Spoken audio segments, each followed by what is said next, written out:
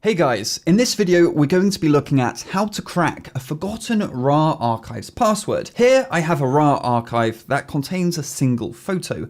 The only trouble is, it has a password which I simply cannot remember for the life of me. How inconvenient. To make matters worse, WinRAR uses 256-bit AES encryption, so it's not like it uses a weak encryption method. Anyhow, I need this folder decrypted. As for vulnerabilities in archiving using WinRAR, there is an almost 20-year-old code execution vulnerability that you may have heard about sometime last year, but that's a whole other kettle of fish and it's not really much use here. I figured the best way to go about this is to try to crack the password using a combination of John the Ripper and Hashcat. John the Ripper is a popular password cracking tool. It's been around for decades and it's literally older than me.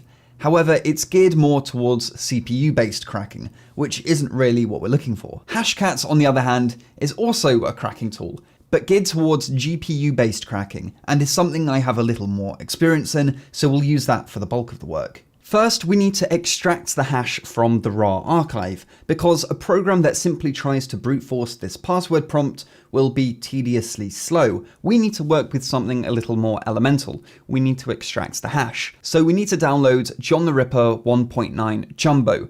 This contains John the Ripper and a little utility we can use to extract the all-important hash. Once downloaded and extracted, inside the run folder we have rar2john.exe. We can use this program to extract a hash from the RAR archive. So simply open up a command prompt and navigate to this directory. And here's a quick tip. You can easily open a command prompt to this directory you're already in by simply typing cmd in the nav bar and hitting enter. And then we have it, a commands prompt open to our current folder. We'll need to type rar2john.exe and after that, the location of the RAR file we want to crack. Since I've copied the RAR into the same directory as the program, it'll just be rar2john.exe and then secret.rar. Hit enter, and now we have our hash.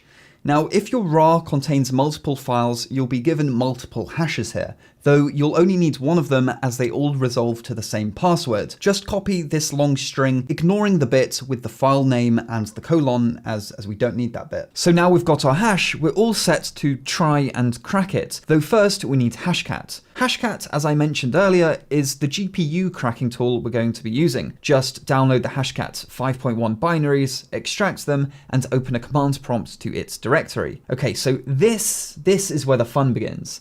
Hashcat is a pretty powerful program, so we've got a hell of a lot of options when it comes to how we want to try to attempt to crack the hash. Let's try something real basic to start off with though. So we're running hashcat64.exe, and first we need to specify the hash type, which is 13,000, which as we can see in the documentation, this just refers to RAR5. Next, we specify attack mode 3, which is specifically a brute force attack. Then we specify our hash, so this monstrosity, and the last bit is the key space. The key space is just the different combination of characters we're willing to let Hashcat use. The bigger the key space, the more the chance we have of our password being within it. But we'll see the downsides of a large key space soon enough. Hashcat has a bunch of built-in car sets we can use.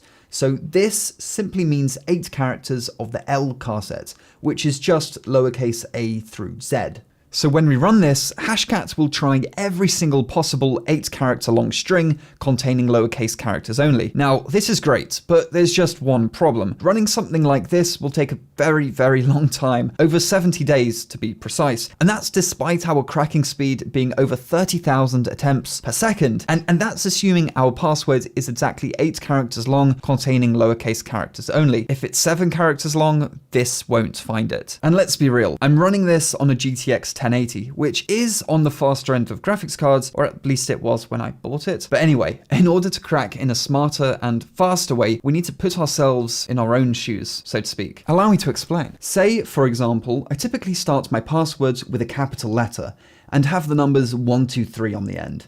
In the middle will be some random lowercase text. For sake of argument, let's say 4 characters.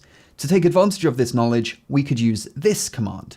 Now, it's similar to what we tried before, except we're using an uppercase character to begin with, then 4 lowercase characters, and a static 1, 2, 3 on the end. That's 1, 2, 3, doesn't change for each iteration of the possible passwords. And now this is also 8 characters, mind you, the same as before, except if we're correct here in our estimation of the key space, then we've just shrunk what would have taken months to crack into just a few minutes. So let's replace hash with the actual hash, give it a run, and see where it takes us. A few moments later. And there you have it. 4 minutes and 33 seconds later, we've cracked the code. Literally, A123. Well, it's the kind of password I'd create in haste and just forget it 5 minutes later. As you can see, the key fits the lock. So what even is this file? Oh damn! Would you look at that? It's almost as if whoever put this there knew I would manage to open it somewhere near the end of the video.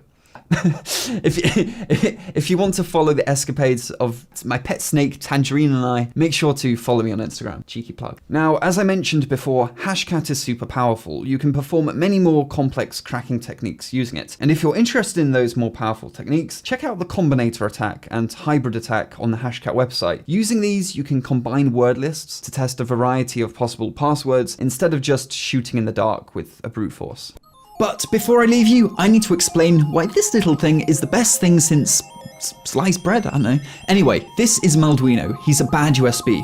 The idea being you write scripts that go on his micro SD card, then when you plug him in, he'll type out those scripts at lightning speed, like a super fast automatic keyboard. The point? Well, it's not too difficult to write a script that opens up a command prompt, and then oof, well, the computer is your oyster. He's powered by Arduino, so truly hackable. Check out the link in the description to my own site, maltronics.com, where you can learn more. So thanks for watching, guys. Now, if this video looks slightly different than usual, that's because I've got a real-life video editor for it. So this should make it easier to get content out to you in the future. And I'm writing this script before the video itself has even been filmed, so I have not the slightest clue how this went. So what do you think about the editing, the video in general? Let me know down in those comments. Other than that, I hope you found this video useful. Stay tuned for more hacking videos, and have a good one.